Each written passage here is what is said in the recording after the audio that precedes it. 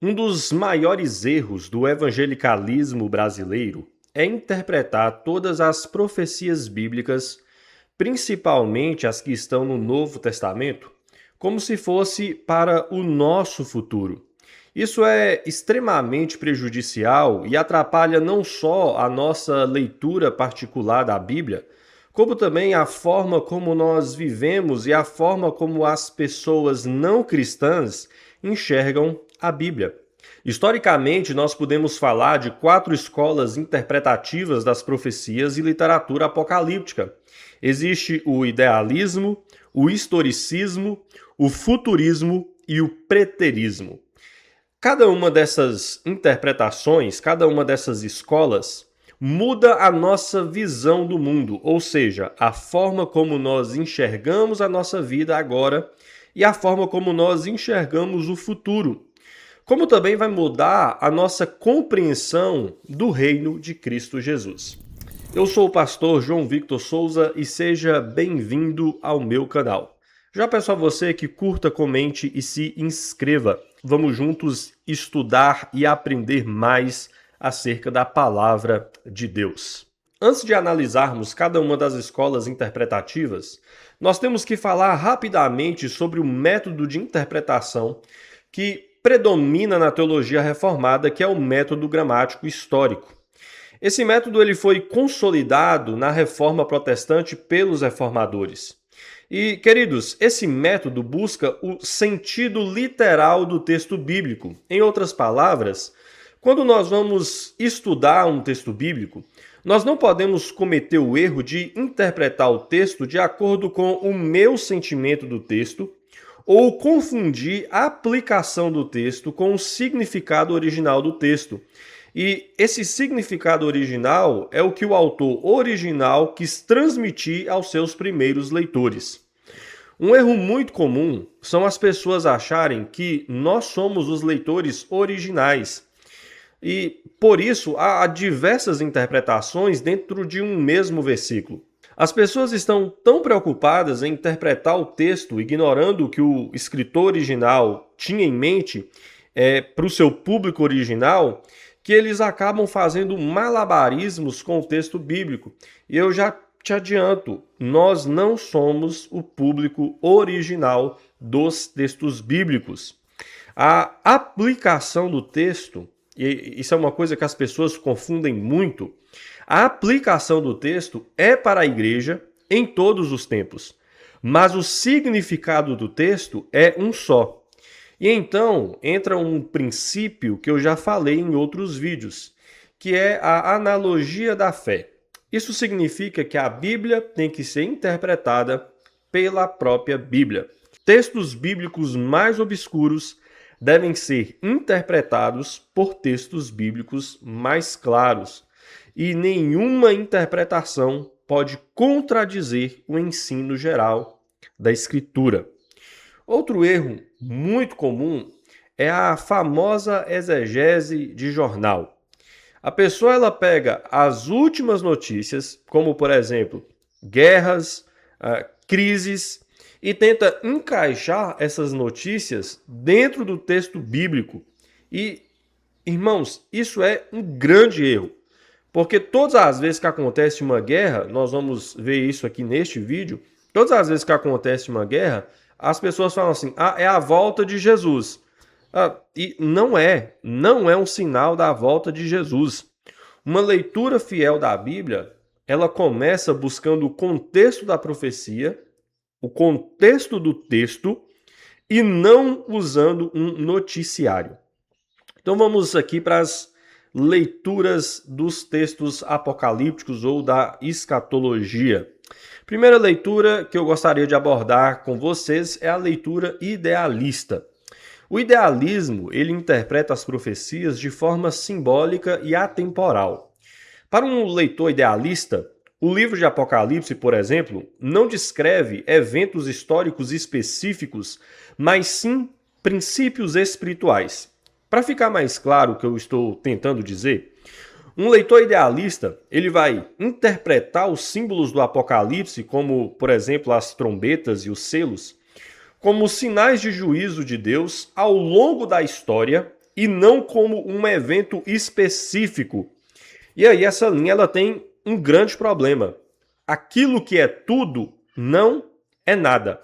Se uma profecia bíblica serve para todo mundo, de todas as épocas, de todos os lugares, então, na verdade, não temos definição de nada na Bíblia e as ordens, as recomendações que geralmente estão ligadas às profecias têm pouco ou nenhum valor, porque se acontece o tempo todo, em todo o tempo, então as recomendações, as ordens que estão ligadas às profecias bíblicas têm pouco ou nenhum valor para ninguém.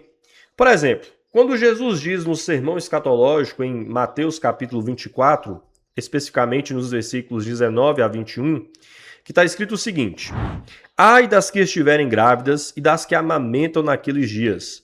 Orai para que a vossa fuga não se dê no inverno, nem no sábado, porque nesse tempo haverá grande tribulação, como desde o princípio do mundo até agora não tem havido e nem haverá jamais. Irmãos, que sentido isso teria para nós hoje que vivemos aqui no Brasil e que não estamos cercados por muralhas? Nenhum. Mas para o leitor original tinha. No sábado, por exemplo, os portões de Jerusalém eram fechados. Então, quando Roma invadisse Jerusalém, e se fosse em um sábado, a fuga seria muito mais difícil. Então, percebe? Um outro ponto desse texto é que Jesus fala que não houve, desde o princípio do mundo, né, essa grande tribulação, e nem haverá jamais. Ou seja, Jesus está falando de um evento específico. Jesus não está falando de princípios espirituais ou de uma coisa que vai acontecer ao longo do tempo. Não, Jesus, quando ele fala assim, ele está falando de um evento específico. Então nós já vimos aí o problema da leitura idealista. Uma segunda leitura é a leitura historicista. A leitura historicista, ela vê as profecias bíblicas como um panorama cronológico. É como se os historicistas buscassem personagens específicos do seu tempo que cumprem as visões do Apocalipse. Por exemplo, alguns reformadores, influenciados por esta visão, identificaram o papado como o anticristo. Mas o problema dessa leitura é que ela também é muito subjetiva. Em que sentido que essa leitura ela é muito subjetiva? Os leitores de diferentes épocas tendem a identificar figuras históricas do seu tempo como símbolos do Apocalipse. Então, por exemplo, durante a Reforma Protestante, alguns reformadores identificaram o papado como anticristo.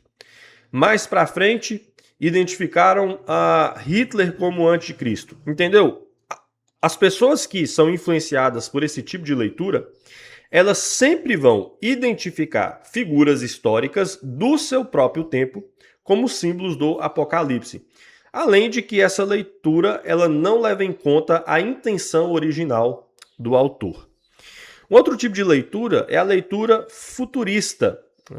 E aqui, irmãos, o futurismo é a leitura mais comum dentro do evangelicalismo brasileiro, por causa da influência do dispensacionalismo. E, na minha opinião, essa é a pior leitura que nós podemos fazer dos textos escatológicos das profecias bíblicas. Os futuristas, quando leem na Bíblia plenitude dos tempos ou fim dos tempos, eles interpretam como se fosse para o nosso futuro. Só que o problema é que geração após geração, ano após ano se passa e tudo é para o futuro daquela geração e nunca chega.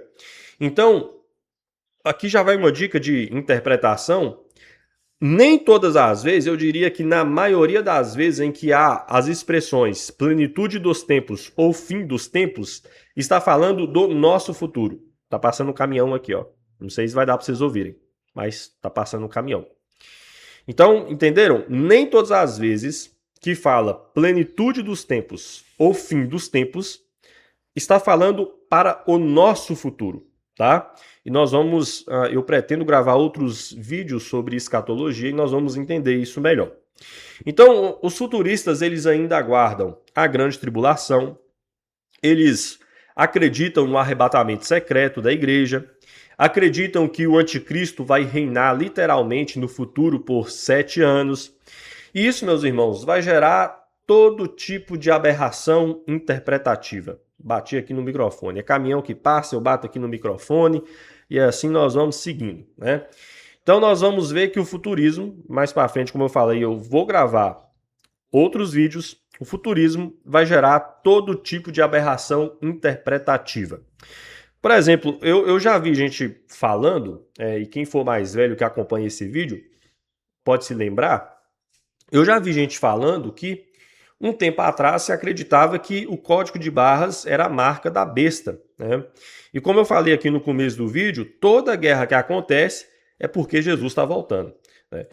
Irmãos, Jesus vai voltar, óbvio, né? Mas as guerras do nosso tempo que acontecem não tem nada a ver com a volta de Jesus. Nada a ver, viu? Todas essas escolas acima, ainda falta uma, né? Mas todas essas escolas acima que eu falei, elas têm um problema muito comum. Todas elas olham para o mundo de forma pessimista. Mas será que é isso que a Bíblia afirma? Será que a Bíblia ela vai nos mostrar o fim, né, do nosso mundo de forma pessimista? É realmente isso que a Bíblia afirma? Por exemplo, nós reformados, nós cremos que Jesus reina.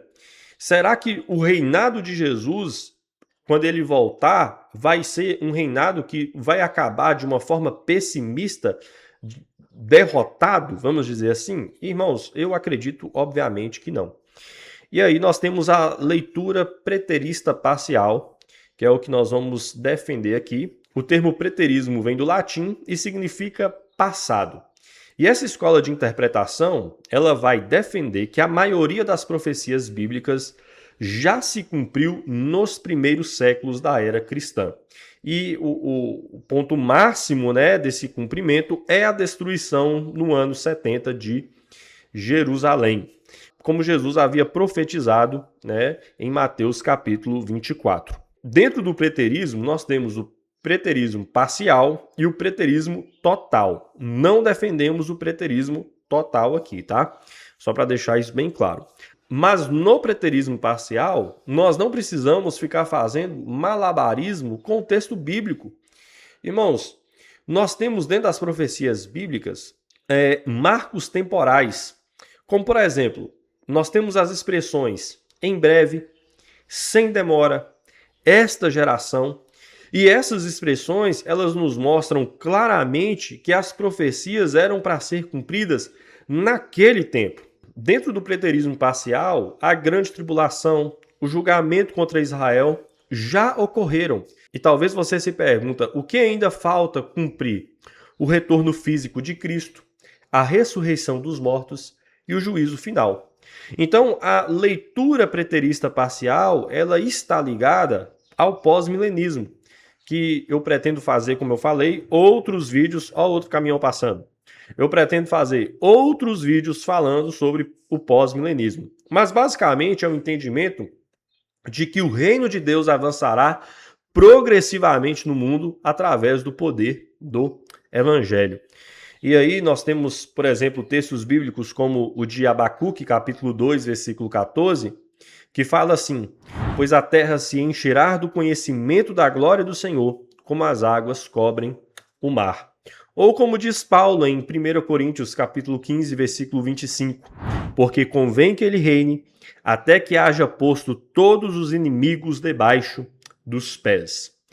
Queridos, como eu falei, a forma como nós lemos o texto bíblico, ela muda a nossa visão de mundo, como também muda a nossa forma de agir aqui no mundo.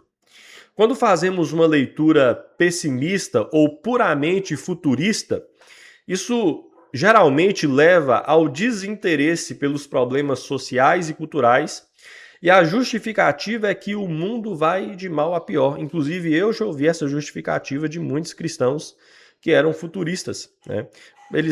Alguns falam assim, para que eu vou fazer alguma coisa? O mundo vai piorar mesmo.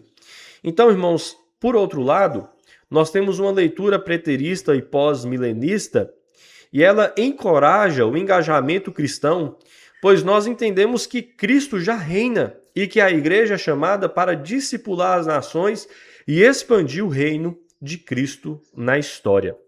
Então, diferente do que muitos falam, uma das minhas intenções aqui com o canal é mostrar que o Apocalipse não é um livro de terror, mas é o livro da esperança, e que a escatologia ela pode ser descomplicada. Basta simplesmente nós voltarmos os nossos olhos para o texto bíblico, procurando o seu contexto histórico. Então, pessoal, esse é o vídeo de hoje. Deixe aqui nos comentários sugestões de temas para que eu possa estar gravando, falando aqui para vocês. Até o próximo vídeo. Que Deus abençoe a sua vida.